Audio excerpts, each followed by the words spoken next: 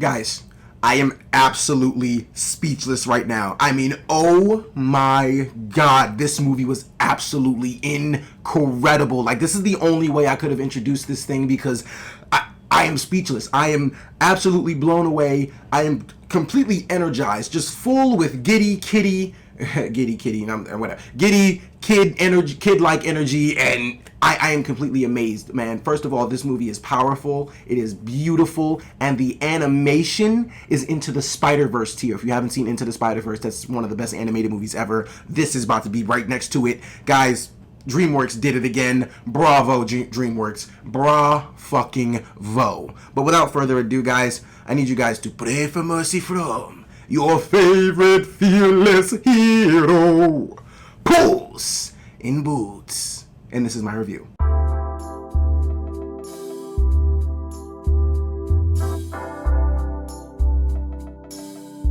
Hey guys, it's your guy in the chair here, and this is my review for Puss in Boots: The Last Wish, so fear me if you dare. I'm gonna keep doing some bad Puss in Boots impressions throughout the video, but hey, it is what it is. It's a really good character. This movie, like I said, this movie's got me crazy energized, but this movie stars Antonio Banderas, Salma Hayek, Florence Pugh, Harvey Guillén, and John Mulaney, and was directed by Joel Crawford, and our story follows our favorite fearless hero, Puss in Boots, who is on literally his ninth life, his last life, and he has to go into retirement, or essentially, he has to, slow it down a bit more. He can't be the adventurer he once was because, like I said, he only has one life left, and eventually he finds out about this star that can grant that wish, and the wish for him to get his 9 lives back, and he's going to go out and go on a journey to find that star. But along the way there, he's just learning so many valuable lessons about life and how much one life is actually worth in this world. And guys, that's the way I'm going to describe the plot, because the rest of this film is just absolutely immaculate, man. I mean, I want you guys to go in knowing as little as possible. Really, all you need to know is that he has 9 lives. He's trying to find this star to make that wish. But throughout the journey of this film, you are in for one of the greatest rides in an animated movie I've ever seen. Like, it's such an incredible story going on here, man. Like, it was so much more powerful than I thought. This is not only a movie where kids can get something out of it. Everybody from all ages, like a wide range, can get something out of this film. But before I get too deep into that, look, I'm going to start with the animation of this film. The animation in this film is sickly good. Like, it doesn't make any sense how beautiful this movie is. I mean, honestly, one of the characters that stand out to me the most is the Big Bad Wolf's animation. Whoever made that character, I guess whoever is responsible for the entirety of the animation made that character, but if somebody specifically made that drawing or made that animated character, the Big Bad Wolf, props to you.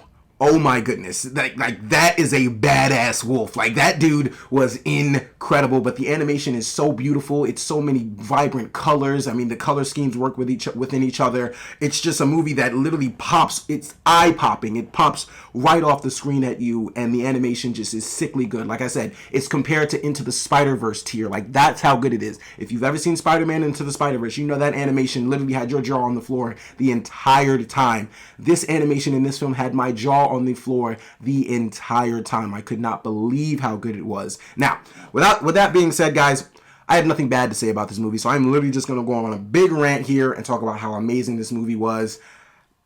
I'm literally just going to do that for the rest of the time. Okay, so while I did enjoy the first Puss in Boots film, I do want to say that Puss in Boots, for me, going into this movie here, was still sort of like a tier 2.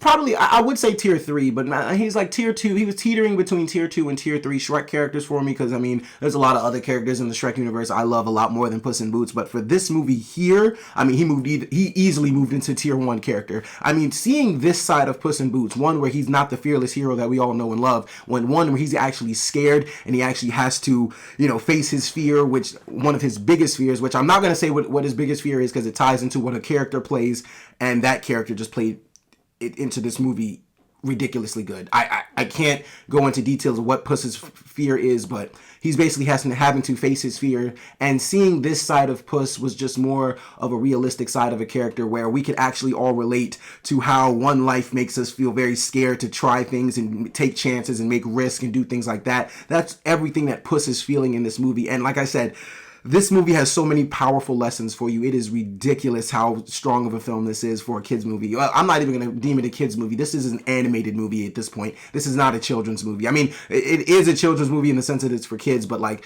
when people see animated movies, they automatically think kids movies. This is a movie for everybody. This is not only a movie just for a certain age range. This is for all of us to see because it has a lesson for all of us. I'm going to keep reiterating that because that lesson is so powerful, and it's one that I definitely needed in my life, and it's one that I can only imagine anybody else can hear. But the two major standouts in this film are, like I said, in the animation part, the Big Bad Wolf, Wagner Moura, the guy that played the Big Bad Wolf, one of the most bad-ass villains of 2022, man. I'm putting him up there in the category with one of the best villains this year I've seen on screen. I was absolutely blown away. Like I said, not only the animation had my jaw on the floor. When I saw the character pop up, I told myself, I said, all right, whoever's voicing this guy better deliver really hard because the animation is absolutely ridiculous. So I need whoever's voicing this guy to be a badass just as much as this animation was, and Wagner Moura lived up to all that, man. This dude was incredible from the moment he was anytime the Big Bad Wolf was on screen,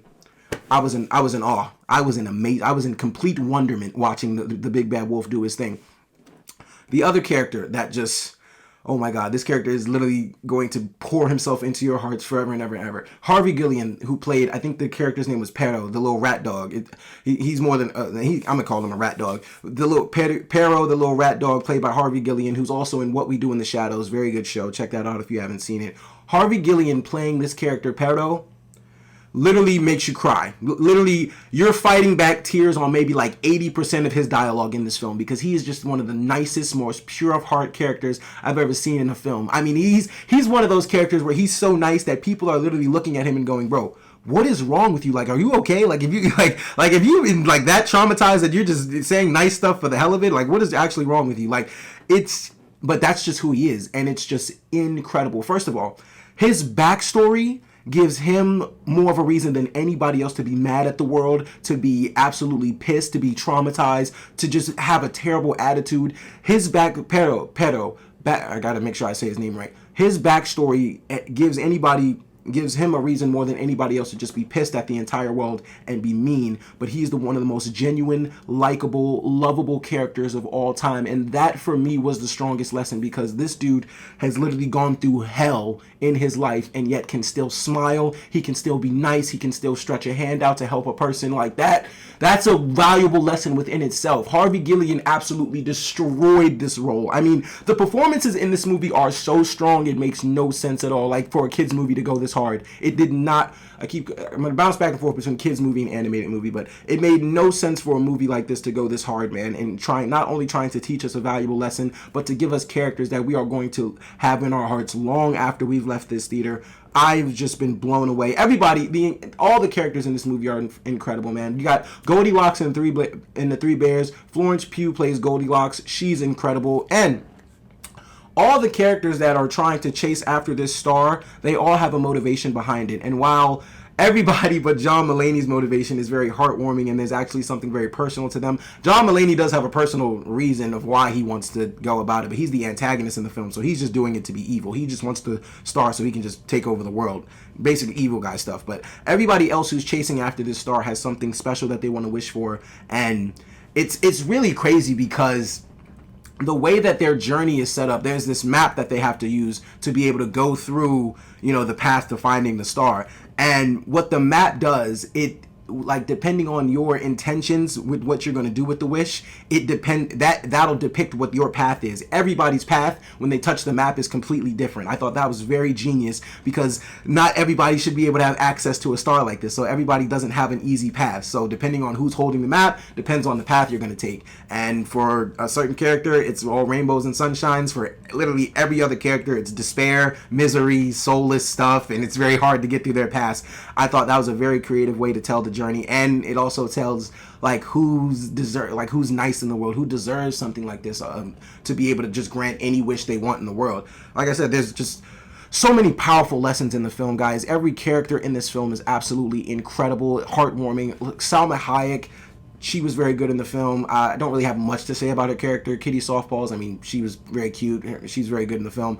Like I said, the standouts for me are definitely the Big Bad Wolf, the Pero, Harvey Gillian's character. I'd say Goldilocks and the Three Bears, they were very great additions to the film. John Mulaney himself, absolutely hilarious. He was a great antagonist. It took me at least like 10 minutes to kind of not hear Andrew Glauberman anymore, but I mean, I still, it's John Mulaney, but I mean, his voices were so similar. I mean, of course it is, because that's who plays, you know, Andrew Glauberman, but I mean, for a second, it just took me, I was really in Big Mouth territory when I kept hearing his voice. Then I separated that. But John Mulaney in this film is absolutely incredible. Dude, this movie is hilarious, by the way. I mean, like, literally had me dying throughout the film. There's this one character that has to, he's like a cricket, and he has to deal with his conscience, and he's on John Mulaney's shoulder.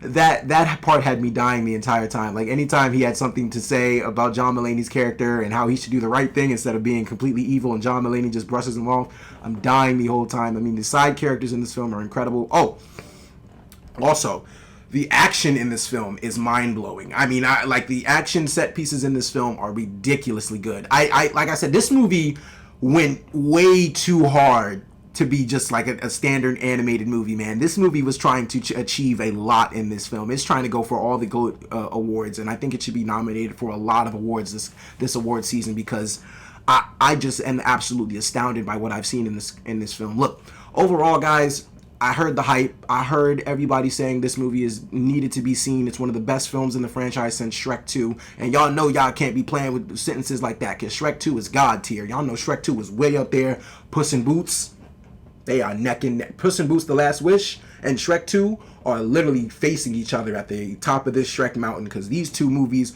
are absolutely incredible. I mean, Puss in Boots: The Last Wish did literally everything that Shrek 2 did in comparison to Shrek. It built on top of everything the movie set up and made it just 4 times as better. I couldn't believe what I was seeing in this movie, guys. And look, for all those reasons and so many more, guys, I'm going to go ahead and give Puss in Boots: The Last Wish a 5 out of 5 stars. Look, man, I'm going to be real with y'all. This movie was not just teaching valuable lessons, man. This movie was preaching volumes in, like, with these lessons, bro. Like, it's so many things you can take away from this film. From beginning to end, I'm feeling an array of emotions. I'm laughing, I'm crying, or I'm trying to hold back tears because I can't let the kids see me cry. But I'm just feeling an array of emotions with this entire film, and this is one of the best experiences I've had in the theater all year, man. Like, seriously, like, I really can't believe this movie was as good as it was. Like, I really need to go see this at least like 2 or 4 more times. I don't even know. But guys, I really hope you check it out. I really do appreciate you guys for checking in or watching my review. I really do appreciate it. Be sure to like, subscribe, all that good stuff and so much more. Leave a comment below. Let me know what you thought of Puss in Boots and the Last Wish. What was your favorite animated movie of the year? Pretty sure for majority of people, it's definitely going to be this one. The Bad Guys should be up there too, but after seeing this, I don't even know if The Bad Guys is going to make my top 10 anymore, man. This movie is absolutely phenomenal, but I really appreciate it, guys. Thank you so much for watching. This is your guy in the chair. More content coming to you soon.